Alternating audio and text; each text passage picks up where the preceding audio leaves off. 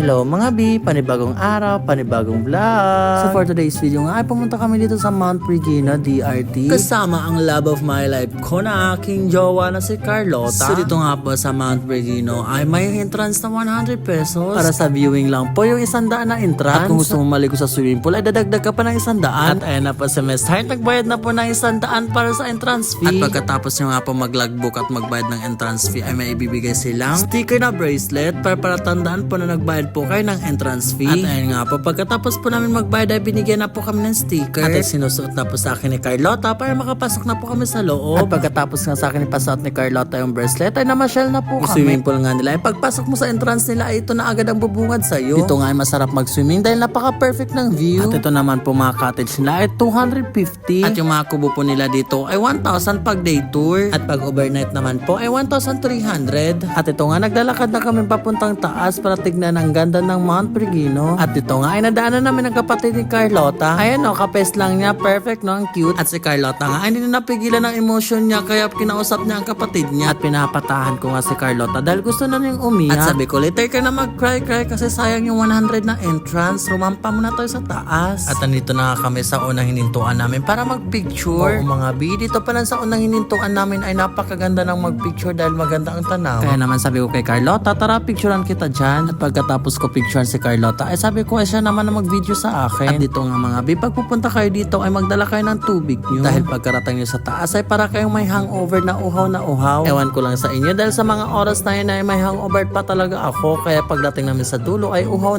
talaga ako. At ito nga ay huminto kami para mag-picture. At nagpahinga rin kami niyan dahil sobrang init talaga nung oras na pumunta kami dyan. At si Carlota ay laban na laban kahit mainit ang panahon. Inayan niya ako agad sa taas dahil gusto na niya agad makita ang tanawin. Laban na laban nga si Miss Heart at si Carlota kahit mainit ang panahon, dead na sila. At sa oras na ngayon, isang kimbot na lang nasa taas na kami. At ito na nga mga binanito na kami sa taas. Saglitan lang kami dyan dahil sobrang init talaga. Inaya ko kaagad si Carlota bumaba dahil wala talaga masisilungan dyan. Sobrang init. Ang oras kasi niya na alas 3, maganda pumunta dyan ay mga alas 5 para hindi gaano kainit. Dito nga ay pwede mag-camping pag overnight. Oo mga B, tinanong ko na dyan sa mga tour guide, 300 pesos pag may tent po kayong dala. Oo mga B, may mga tour guide na nagkalat dyan, sisitahin kanila kapag walang sticker na nakita sa iyo. Dito nga sa taas ay napakalakas ng hangin. Kaya ang Miss Heart niyo, muntoy ka nang liparin ng hangin. Syempre katawang Barbie ang Miss Heart nyo. Kimi lang mga B.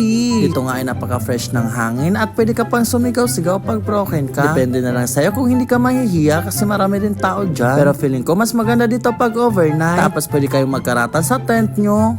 Lang. Dito nga mga B ay natatanaw ang Bustos Dam. Oo mga B, kahit so far nakikita pa rin siya. Ayan aw. At ito nga pababa na kami ni Carlota at may nakita kaming 330 steps dun sa pinagpicture namin. Kaya sabi ko kay Carlota, bilangin mo nga. Baka kasi kako, hindi totoo. At ang Carlota nyo ay binilang nga mula dito sa taas hanggang sa baba. Ganyan nga kauto-uto si Carlota, binilang talaga niya hanggang sa baba. At sa sobrang taas nga nito ay nung papaba kami ay nanginginig ang tuhod ko. Ay Miss Heart, gutom lang yan. Ay lang mga B.